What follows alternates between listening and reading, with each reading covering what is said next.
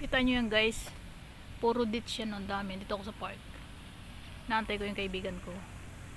Yan o, yung sa amin pinapuputol ng aking amo kasi meron sa amin sa harapan isang puno, pero hindi tumatagal, gawa ng kinakain din ng ibon. Pinatatagal din ng aking amo. Ayun, yan, daming ditch yan, puro ditch yan.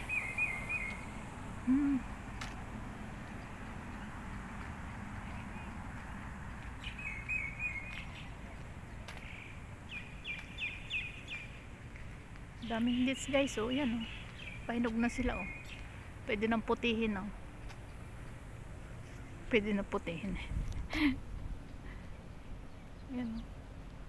Puro ditch yan guys oh. Mashallah. Diba? Daming ditch.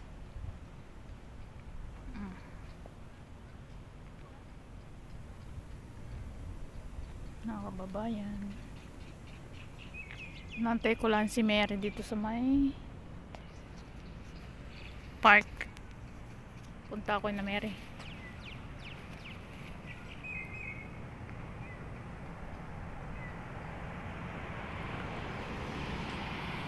Ayun na siguro, yan siguro, yan na yun. Yung white na yun, yung nasasakyan namin, inshallah. Susunduin si Mary. Ayun na nga, si Mary na nga yun. Oh, sabi ko na, yun na yun eh. Sabi na nga bagay, yun na yun eh.